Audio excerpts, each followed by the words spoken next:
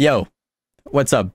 I know it's been a while and I know my studio looks much different. As you can see from the title, today I'm going to show you how Rentz AXYL and I made What the Night Holds, which was actually released on a very nice label called Charge Records, actually owned by my friends from Spain. Shout out to you guys. You guys have been the best. So yeah, let's go right into the computer and I'm going to show you exactly what we did and why we did it. All right. This project started off with a job that Rentz sent to me. I was like, let's work on it. I think it sounds big. Actually, if you haven't heard the song, this is how it sounds like.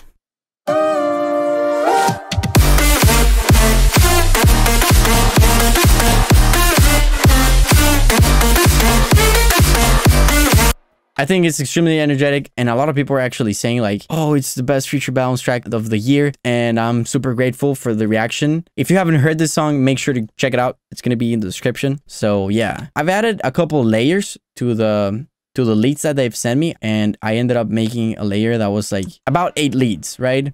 And I'm controlling everything with a channel layer.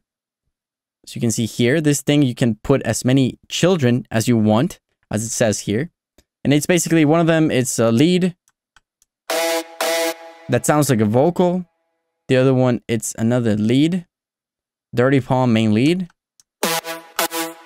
I'm pretty sure these were sounds used by Rentz, but I did add a lot of extra sounds. In this case, using Avenger. The big room lead, then another lead. Of course, lead chakra. Let me make this bigger. This is actually one of the leads from my sound bank. If you want to check it out, it's linked in the description. I've used another layer, which is a noise plucker.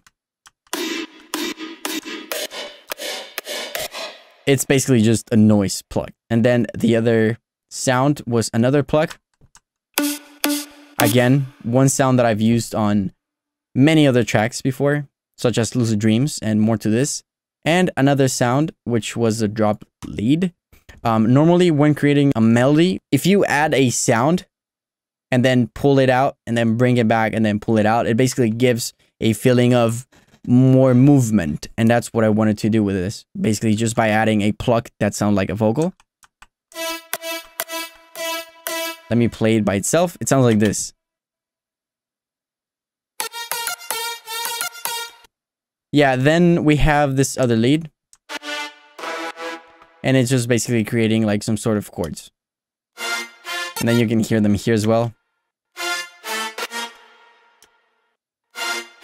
And it's just finishing the melody. All of it together just ended up sounding like this.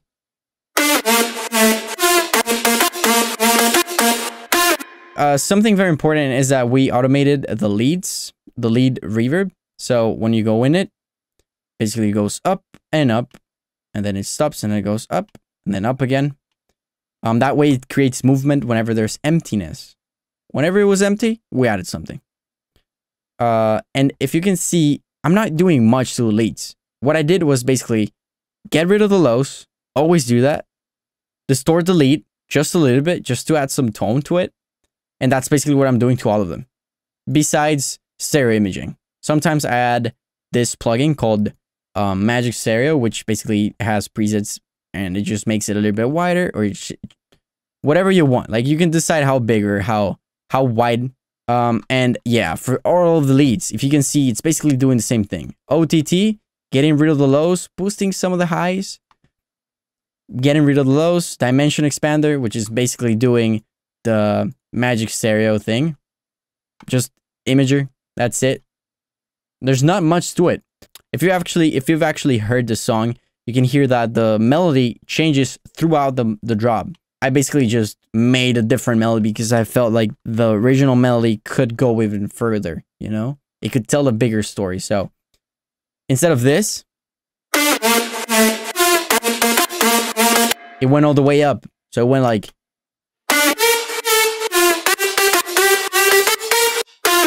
And I think that it really worked. I feel like this song can be described with one word, and that is triumphant. I don't know how to pronounce it, but it makes you feel like you're winning at something.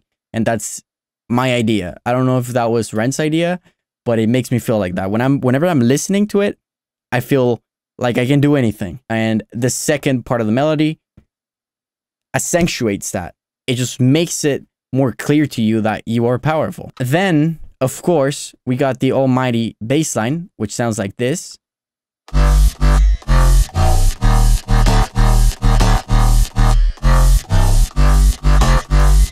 This is the basic Jay Eskar sound, right? It's just a sub, the usual sub.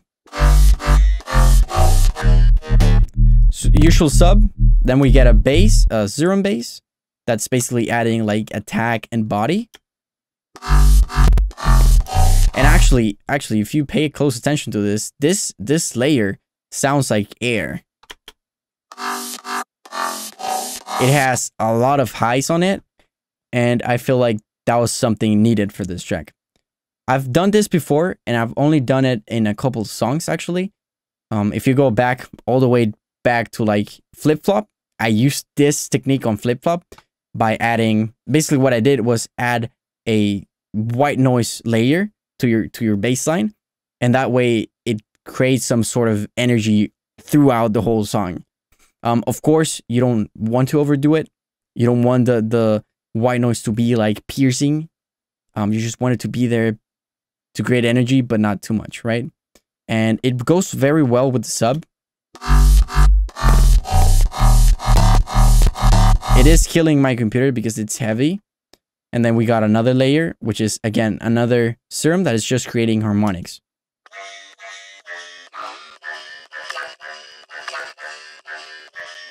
It sounds horrible by itself, but when you put this together. And then we got one last one, sounds like this. This is the usual Jay Eskar bassline. You can actually find these on my serum sound bank. It's just a basic one, you know. You take the lows out, you take some of the highs out, and you of course boost the mids with the Apex secret. I actually distorted it a little bit, and I added an OTT just to keep it more compressed, right? More. I noticed that their mix has a certain tone, and that their music is a little bit compressed overall. So I figured I had to do the same thing to keep the energy of what they were doing in the beginning. So yeah, I'm using OTT basically on everything, and I wouldn't normally use that because it adds a certain sound that I normally don't like. But in this case, it worked. So we used it. Yeah, so the end result for the bass is pretty basic. As you can see on the piano roll, it's basically a sustained note, and then once in a while, it gets a slide. And again, I had to consolidate it because it was too heavy on my CPU. So basically, we ended up adding chords as well. So it would fill out some of the spaces that were just a little bit empty. And it would also add harmonics, which means more emotions. Layers. I think these are very simple layers. Let me look at them. Yeah, I'm basically using Pluck, which is part of my sound bank. Again, if you want to go check it out, link in the description. And I just made it longer. I'm pretty sure that I made this longer. One of the layers. Then I've used another sound. This is a kalimba thing from NASCO. And the important thing about this is that it has a downsample or a bit crusher, as some of you might know it. And this adds a certain ringing to the sound, which makes it very rich. And I've added it because of that. Then we got this other pluck, and then we got like some sort of piano, which I'm sure it's BPS. Yeah, and when you play these together,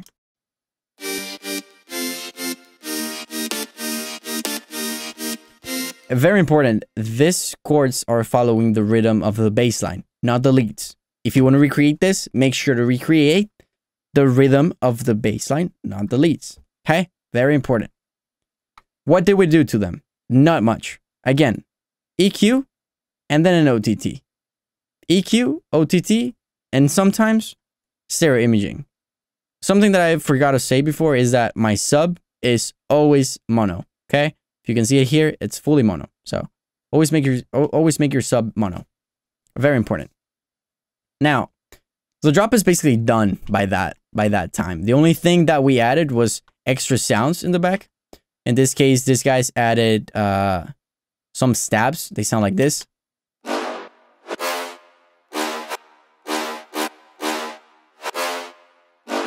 Very cool. When you play it together with the bass line, it sounds even better.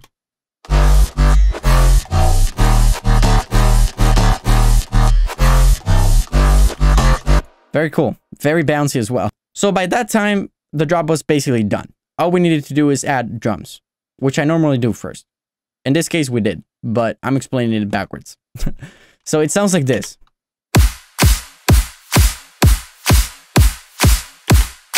And let me tell you, bro, these drums are huge. The kick is a kick that Rentz added. So I just kept the ones that they used and changed it a little bit using Transpire. I've added some of the transients, to the attack. So it would like really punch you in the face. I've added a kickstart to make it shorter because I felt like it was just too much.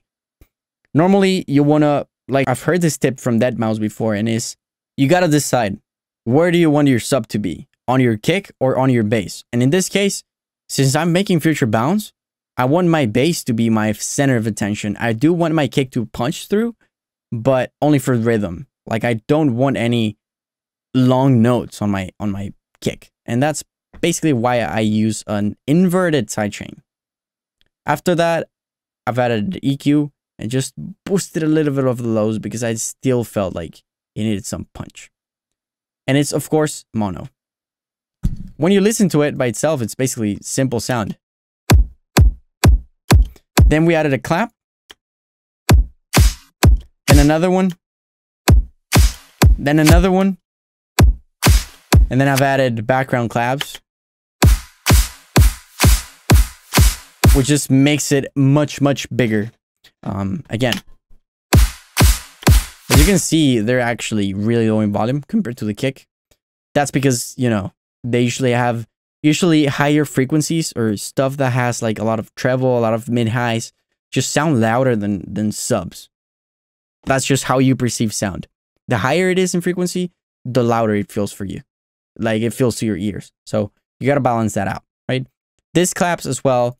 There, take out the lows and I put a reverse kickstart. That way I'm making sure that it's the same length as a kick. And also added an actual sidechain so it wouldn't clash with the kick. That way you keep space for the kick, basically. So very cool stuff. That's how it sounds. Sounds huge. And after that, there's not much. Actually, you just add like hi-hats, stuff like that, but pretty much the drop is pretty much done. After that, we had to work on the breakdown. The easiest way to create a breakdown is by deconstructing the drop. In this case, all we did was basically copy the drop bassline and make it simpler in the breakdown. So let's listen to it. This is basically it. Instead of doing the crazy drop rhythm, it's basically you just doing a 16th note. So it sounds like this.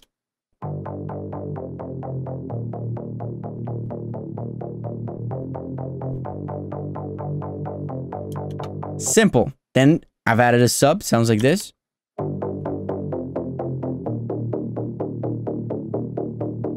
And it keeps on going up. Over here it's jumping because it has, you know, claps in the background.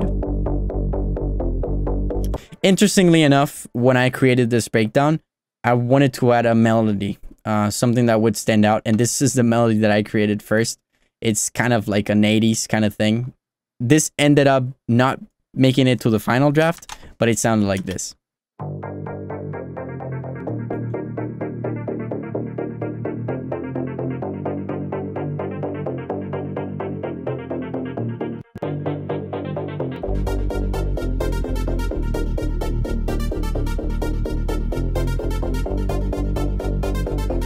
This is basically, I really like it because it really gives me like the deja vu kind of vibes, you know, but I didn't add this one because I just didn't feel like it quite went with the drop, you know. The drop isn't really an 80s kind of thing, so why would you make an 80s breakdown?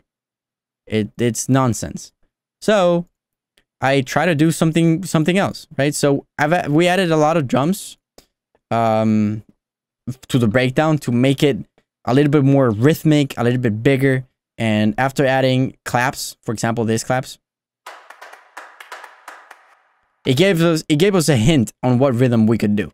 So now we have the bass line and we have the drums.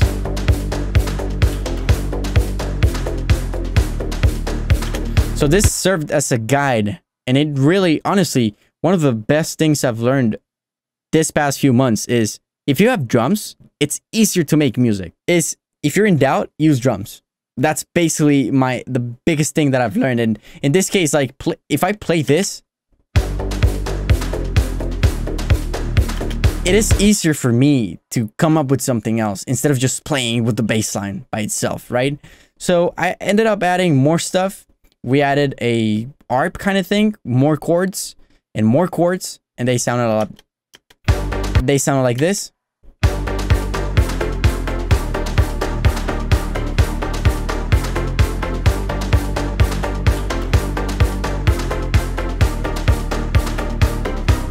One of the most special things about this breakdown is actually the chords. These chords are honestly super simple, but the way we worked around the last part of it, like if you listen to this part, it's super simple.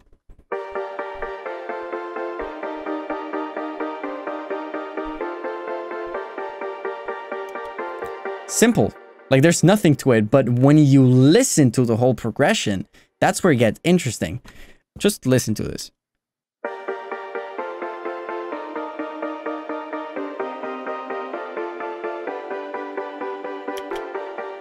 It's magical, bro.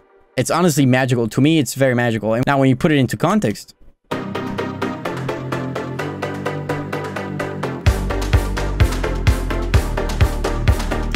again, it repeats again.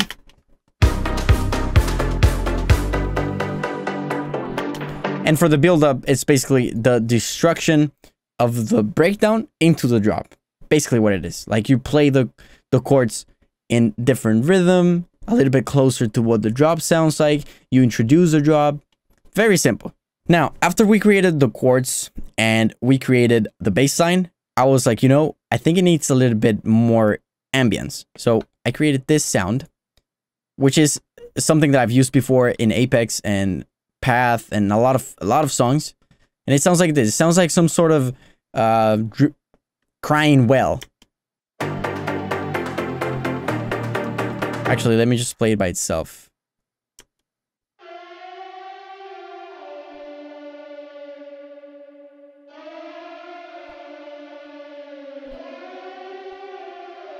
Very, very weird sound.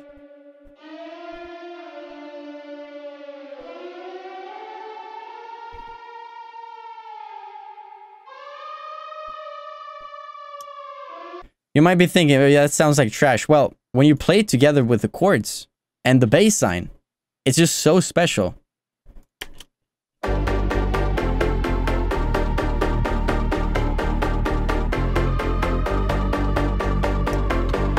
The way you achieve that sound is by basically creating an extremely distorted lead. It can be any sound, literally. It can be any plug. It can be any plug. And as long as you add a lot of distortion and a lot of reverb and a low pass, you got it, right? In this case, I've also pitch blended the sound. And that way it would make the whale, you know, like a whale. And yeah, that's basically it for the sounds. Like, not much to it. Not much to it. Like, of course, the ARP, the one that you can hear all the way, and it's basically just a silent ARP. It's just going up and down, up and down, up and down with the chords.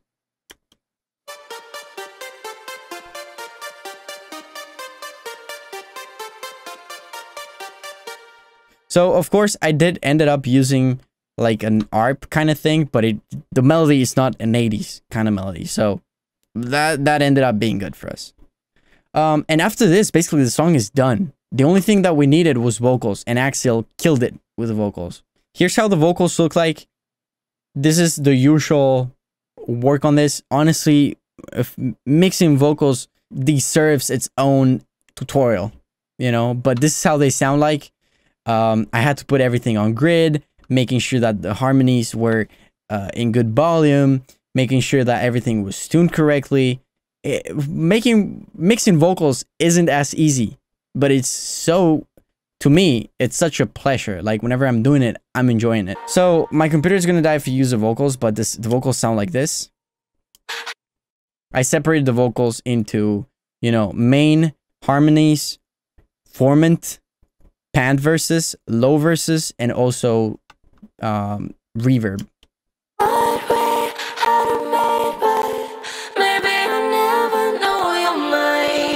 My computer is dying, but it's mainly because I'm recording my screen. And when I'm recording my screen, I mean, it takes some memory, you know? But basically, the main sound has a nectar, which is using a gate in case there's any noise in the background. I'm using a pitch correction tool, basically auto-tune, but it's not even on. So she doesn't need it. Like, she's so good, she doesn't need it. Then I've used auto-tune, actually. Now that I see it, I did use auto-tune, but it's super slow in speed. So like, it's not, honestly, it's not changing anything. Like, this girl is really good. Then I've used Studio Rack. I've used a Abbey Road Saturator. Then I've used Artbox. And then I've used Q10, which is getting rid of the lows here. Then I've used CLA Mono. It's basically compressing the sound. Then a Pro MB to DS some of the vocals. After that, I've used Gulfos to get rid of some of the frequencies that I didn't want. As you know, this is some sort of crazy artificial intelligence, so that's what it did. Then I've got Pro DS, which is a fat filter. Again, a de-esser. It's removing all the S's. Then I've used Sooth to get rid of frequencies that I didn't want, so resonances. Then a vocal rider mono. And what you do with this is make sure that the vocal is playing at the same volume as your, or like at a similar volume as it goes through. Because sometimes if you look at like very rough recordings, you can see that there are some places where people sing like this, and then they go like that, and then they go like this, and then they go like that, and it's like, it's really, really hard to mix that. That's why you use compression and writing. In this case, vocal rider. After that, harmonies are pretty simple. You just get rid of frequencies that you don't want. Maybe you make it wider. Maybe you compress it. That's basically very simple. I can create a tutorial on vocals if you guys want me to. I'm really down. And also more mixing tutorials, etc. Of course, I'm gonna do these. But yeah, that's basically it for this song. Like, what did I use in the master? It's basically the usual one that I use. Just an EQ, get rid of some of the lows that you don't need. In this case, all the way to 18 Hertz. Then a mag EQ, which is boosting some of the highs. It's just getting some air here, but it's basically like 10%. Actually, not 10%. What am I doing? It's basically 0.5%. Like, it's almost doing nothing. We got a glue compressor. It's a very subtle one. Then we got another. And what we're basically, the reason why we have two compressors here is one of them is controlling some of the peaks, and the other one is pushing the lowest dips of your song. You know, so it's making it a little bit less dynamic. We wanted that. Then I've used an ozone, basically making all the frequencies mono from 100 and downwards, and everything else a little bit wider. And then I've used a match EQ. I'm actually copying the I don't know, I have no idea what I've used as a reference, but I did use a Future Bounce song that I think it's mixed properly. And we basically just matched the EQ to make sure that our song was sounding a little bit better. Then I've used Gulfos, which gets rid of unwanted resonances. Then I've used G-Clip to clip it. Clip it, chat. Yeah, and then we use Invisible Limiter, and we pushed it up all the way to 11.11 decibels. 1111, make a wish. And then, of course, we got the balance, Fruity Balance, which is removing some of the volume before the drop hits, and when the drop hits, everything goes up. And that way you can make the drop sound like really big. And that's pretty much it for this track. It's kind of a long video, but I haven't done videos in a while, so I'm struggling with talking and stuff like that. So yeah, hopefully it's gonna get easier for me later. I'll be seeing you guys soon, of course. If you guys want me to, I can create a walkthrough of my past releases. I mean, I've released 3 songs in this month, and I'm only making a tutorial on this. So if you guys want me to, maybe I can make a walkthrough on the other songs as well. And of course, if you want to connect with me, make sure to check out my other socials. Instagram's Jay Eskar. Facebook is Jay Eskar. Who uses Facebook? I don't know. But also, if you guys want to go follow Rentz, I'm going to leave all the links in the description, whatever. Honestly, I'm extremely happy to be back. And I'm stronger than ever. So, I'll be seeing you guys soon, alright? Bye-bye.